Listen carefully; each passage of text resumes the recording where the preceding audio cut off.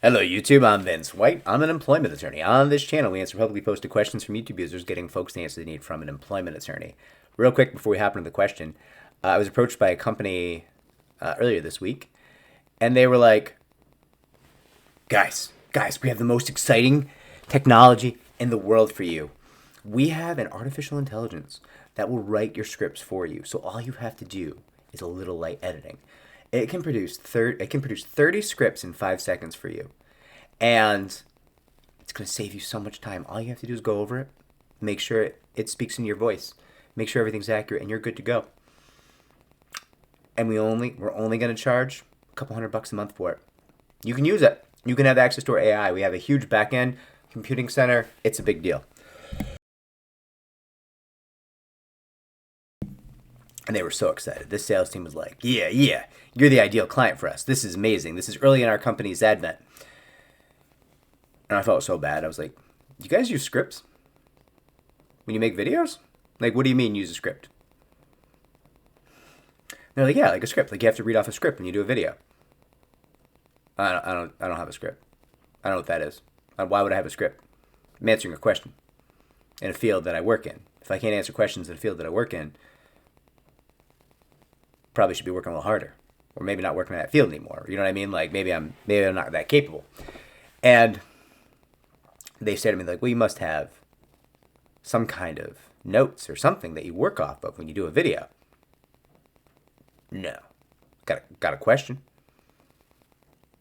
Got a question from a viewer, and I read that, and then I answer it. Like, well, don't you think your videos would be way better if you had the AI create a script for you? Maybe it would be like more collected, more organized. And I was like, oh, is your AI an employment attorney? No, but it has access to the internet. So do the people asking questions on YouTube. Is your... People call me an extortionist a lot. I don't agree with that, but people call me an extortionist. They say I extort people when they've done bad things. Is your AI an extortionist? Is it really good extortionist? Like maybe can I learn something from your AI? Is it going to go out and like shake people down for money for me? Like what are we talking about here? Can I retire? Like, I just felt bad, and I was like, I'm sure you guys are going to be great. Like, I'm sure other creators do things like make scripts, I guess. I don't know. It never occurred to me that someone would make a script, that someone would need to collect their thoughts before answering a question live on video. I don't know. It's just not how I roll. And they just left. They were just like, we're out. It's a waste of our time. I felt bad, but like, look at this. There's no script here. There's no script. There's not even any editing. Yeah, it is what it is. All right, we have our question from Stace. I'm not going to read Stace's last name because I don't want to potentially identify her. So, Stace says, so, many O's, S-O-O-O-O-O, so, does this mean they can also, oh, I should give this a quick preface. Stace posted this question on one of 2 videos I did about why your employer is trying to see your social media accounts. And those videos were kind of like a cautionary tale as to like how what you put on social media can hurt your employment litigation and also your employment prospects in general. Now, Stace goes on to say, so does this mean they can also see all of our posts on YouTube? Sure. YouTube comments are public. Because I myself have posted comments about my case or statuses. The rest of my socials I'm not worried about, and I don't post on them. So Stace, I have multiple videos on this channel begging people to not be using their real names. I have repeatedly asked people to only use usernames on this channel that cannot be linked to their real identity, because if you're using your real name, unless it's an incredibly common real name, it can be searched. It can be Googled. It can be Binged or whatever search. It can be whatever. You can turn an AI loose to crawl the internet and find it, right? Which is actually a great use of AI. Way better than creating scripts. I should talk to those guys. Now, actually, let's talk about that. You want to create me a real product using AI? Get me an AI internet background checker that finds everything publicly available that a person has ever said and any of their permutations of their actual name or their usernames. That would be super valuable.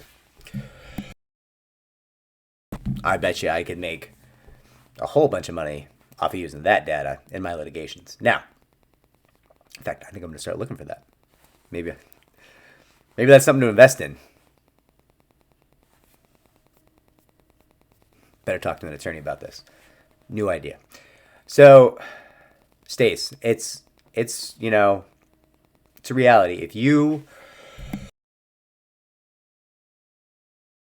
post on any public-facing social media, and in reality, even walled garden social media, is like if you're posting and you think you're posting on Facebook and it's, oh, only my friends can see it, because that's how I have it set. That is not how that works. That not a good security measure. Even like Slack channels, Discord servers, things you post in video games. I've seen all of that as evidence in cases. Like, first of all, that's all obtainable potentially in discovery if the employer knows to ask for it. And more, I've seen enterprising defense attorneys get smart with that stuff. Like, ask for the Slack channel logs. Like, oh, do you have a premium Slack channel account? So it saves a lot of back Slack communication in the logs. Okay, great. I'll need all of that. Oh, from which Slack server? All of them. And then there's a fight. You're like, well, you can't have them all. His communications with his personal friends aren't subject to this litigation. And it's like, well, and secretly I argue the same thing, right? Like, I know people get wild, say wild things on the internet. People say horrible things, right? Like, part of the reason why people don't like playing on Xbox Live is because there's a bunch of people running around saying horrific things to each other. You know how useful that is if I can get those for a case? If I find out you're on a Slack channel with a bunch of gamer buddies and you're a defendant in my case, guess what I'm going for? Oh yeah. I would love to see your misogyny writ large on a poster board hanging in my courtroom while I tell everybody about the bad things you did. It'd be amazing. Listen, it's a tremendously good way to print money. Now, let's take it a step further. I know people, and my concentration in law school was actually in securities law, not in employment law. I know people who post things that are basically catalysts for insider trading claims, routinely. Like, oh, my employer's buying up like 190 houses in Cleveland, Ohio. It's part of their investment strategy. Okay. Well, thank you for the tip. Maybe I need to act on that. Or, hey, we're dropping a huge volume of shares of company XYZ in the next 72 hours if you want to short that. No, I don't. Now that you said that, I don't, because I don't want to lose my license, and you're engaging in insider trading. And I understand that like less than, I think 2% of insider trading ever gets litigated, ever gets prosecuted. Like that generally doesn't happen, and it really only happens to people who make the political structure angry or are poor. Like wealthy people generally don't get prosecuted for insider trading unless they make politicians angry. But I don't want any part in that. I don't want any part in that because it is illegal, and it is something that could be looked at as a risk to my license. So no, thank you. I'm all right. I'm going to pass on that. But imagine if there's just some third party, right? So imagine this Discord or Slack channel. 50 people in it, just hypothetically. One guy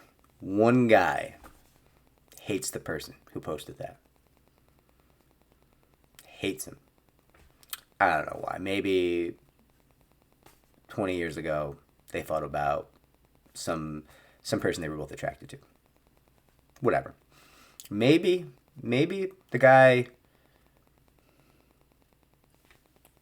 made fun of his mom. I don't know. People get petty. So you screenshot that little invitation to insider trading. And, what do you got now? You got leverage. Yeah, should you blackmail the person? No, that's illegal. Shouldn't do that. But you could hurt that. You could give it to the employer and ruin their career. You could give it to the authorities and maybe start a case, right? I mean, the depths to which people go to harm each other are astonishing. And I know this because I benefit from it, right?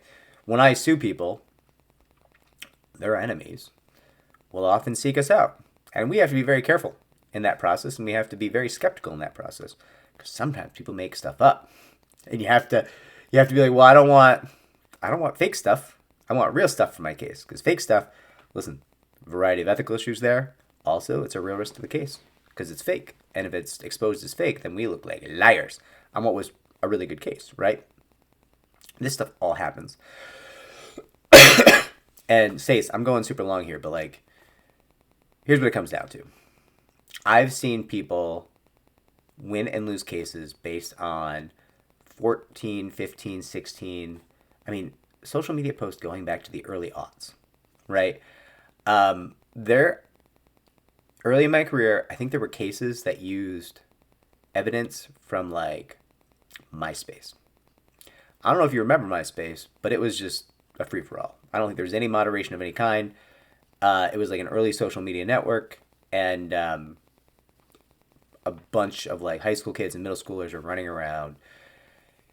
And if you're familiar with high school kids and middle schoolers, you will know that they are stupid.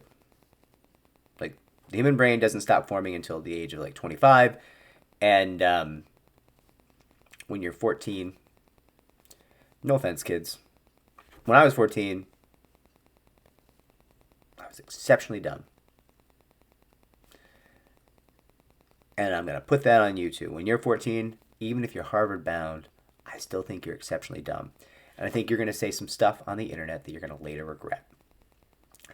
And listen, we can talk about society and can we grow past the things we did when we were children, and can we do better? Sure. I'm on board for all that. But if I'm calling you racist, and if I can go back 18 years and find something that you posted that I can look at and say, that sounds pretty racist, I'm going to go ahead and try to use that in our litigation to destroy you. Because you're my defendant. And my job is to hurt you until you give my client money. Right? But defense attorneys are doing the same thing. Right? Defense attorneys aren't stupid, and they make lots of money for being smart. So they will spend an incredible amount of time trying to dig into people. Employers, when they're hiring, will spend an incredible amount of time trying to dig into you. Figuring out if they should hire you. Figuring out what you've been up to, what you've been posting, all these things, right? So what I would urge you, Stace, and everyone else, is to do an audit of your socials as far back as you can. Google yourself. And don't just like Google yourself for the first 5 pages. Google yourself 30 pages. Google yourself 50 pages. Go deep. Go as deep as someone might go in a background check if they're thinking about hiring you for a multiple 6-figure job. Right? And look at what you find and say to yourself, how does this present me? Am I proud of this? Have I become a better person than I was when I posted this? There's a lot of things you can put on the internet. And then look back and be like, yeah, you know what? I can do better. I can be better. I am better now. Like the person I was. And that goes for me. Person I was in high school, bad person. Don't like that guy. That guy was not cool. That guy was stupid, angry, moronic. Just a piece of shit. Now you could argue I'm still a piece of shit. Sure, I'm going to go ahead and agree with you. But in new and slightly better ways. We've had growth, right? And so if I'm lucky enough that I didn't post too much because didn't have a lot of friends. But if you go back and you look at something and you're like, okay, I don't like that anymore. I don't stand by this anymore. Great, take it down. Fix it. Make it better. You can be better. If you can be better as a person, you can fix whatever you put out into the world. You should do so. And Stace, if you are worried about your YouTube comments, I urge you, take them down, edit them, delete them, whatever you want to do. I think it's a great idea. Good luck. If this was helpful, like, subscribe, comment down below. Helps our channel to grow. Take care.